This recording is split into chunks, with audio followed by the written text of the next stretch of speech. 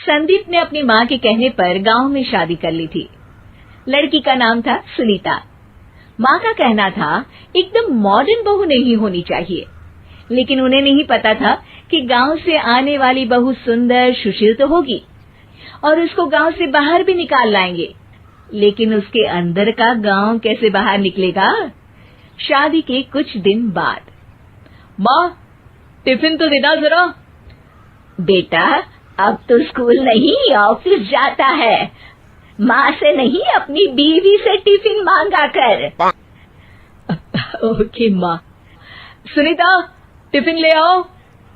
जी लो tiffin, इसके अंदर पिस्ता डाल दिया है। पिस्ता? पिस्ता क्यों? सास जी ने बोला था ना कि आपको पिस्ता बहुत पसंद है। ओहो, मैंने पिस्ता नहीं पास्ता बोला था, पास्ता। पास्ता? कहीं होता है पास्ता? अरे बेटी तू रहने दे, मैं बना दूंगी।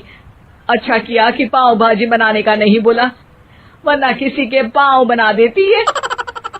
सुनीता को बुरा लगता है, लेकिन उसकी नादान हरकतें कम नहीं होती। ऐसे ही एक दिन, अरे तुमने ये क्या लगाया है? अरे आप वो फूस फूस करके लगाते हैं ना, वही। डियो? का दियो?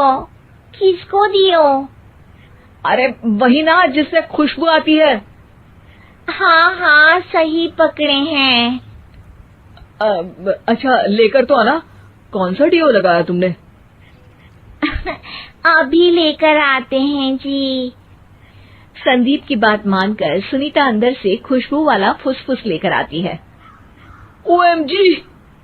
ओएमजी मतलब ओ माय गणेश ना। अरे ओएमजी छोड़ो, और ये खुशबू वाला फुसफुस की बात कर रही थी तुम? हाँ इसी की, फिर से सही पकड़े हैं। अरे देवी, लेकिन आप सही नहीं पकड़े हैं, ये डियो नहीं है। डियो नहीं है तो क्या लियो है? अरे ये रूम फ्रेशनर है, जिसको कमरे में छिड़कते हैं, खुद पर नहीं।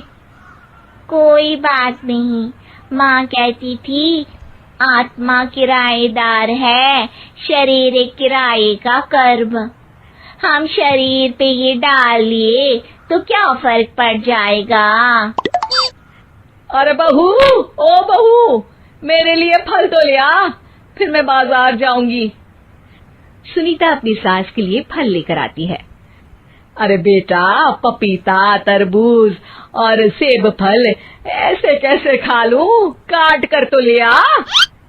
माँ जी, मेरे गांव में तो खेत से उठा के सीधा खा लेते हैं। अरे ये तेरा गांव नहीं है ना। अरे संदीप, तू ही कुछ समझा देना इसको बेटा। मैं कैसे समझाऊं माँ, ये तो माइक्रोवेव को भी भट्टी बोलती है।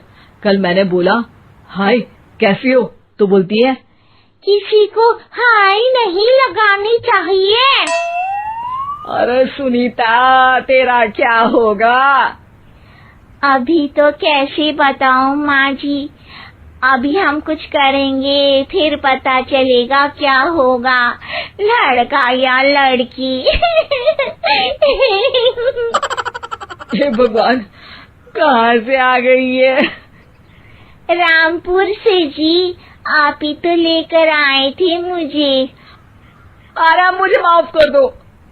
पहले कोई गलती तो करिए जी, आपकी तो सारी गलती माफ कर देंगे हम। हाँ अरे बहू, मेरी बात सुन। फल यानी कि फ्रूट जब भी लाए ना तो काट कर लाना, ठीक है? जी ठीक है माँ जी, फल यानी फ्रूट यानी काट के लाऊंगी।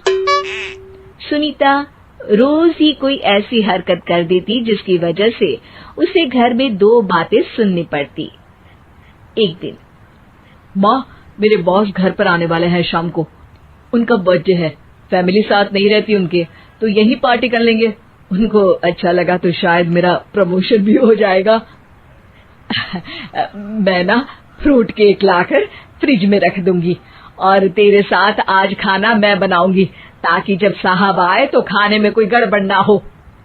शाम को जब सारी तैयारियां हो जाती है, संदीप के साथ बड़े साहब भी घर आते हैं। फ्रूट केक तो ले आना बहू, फिर खाना खाएंगे। अरे इस सब की क्या जरूरत थी, आपने बुलाया वही काफी है। सर, आपका परिवार शहर में नहीं है तो हम ही आपके परिवार जैसे हैं सर। इतने में ही सुनीता फ्रूट केक लेकर आती है और बड़े साहब की टेबल पर रख देती है, और जैसे ही केक के ऊपर का बॉक्स हटाती है, ओह, ये क्या है? केक तो कटा हुआ है। मैं तो ऐसा नहीं लाई थी। आप मुझे शाबाशी दे सकती है माँ जी, मैंने ही केक काट दिया। आपने कहा था ना, फल यानी फ्रूट यानी हमेशा काट के लाना, तो फ्रूट केक भी तो फ्रूट ही है ना, तो मैंने पहले ही काट लिया। हूँ ना मैं समझदार। अरे बहू, ये क्या किया? केक हमेशा वही काटता है जिसका जन्मदिन होता है। तुझे एक बात भी समझ नहीं आती, एक नंबर की बेवकूफ है। पूरा माहौल बिगड़ चुका था। संदीप को लगने लगा था कि साहब उसे प्रमोशन तो दूर की बात है, कहीं डिमोशन ना दे दे, लेकिन साहब बीच में ही बोल पड़ते हैं। अरे कोई बात नहीं, ये इनकी बेवकूफी नहीं है, इनका भोलापन है। बेटा आप कहाँ से हो? रामपुर गांव से। अरे वाह, गांव से? फिर तो आपके गांव में ताजे फल और सब्जियां मिलते होंगे। हाँ, सही पकड़े हैं। हम तो काटते भी नहीं, सीधा खा लेते हैं। मैं ना एक बार तुम्हारे गांव घूमने जरूर चलूंगा। क्यों संदीप, ले चलोगे ना? मुझे गांव घूमना बहुत पसंद है।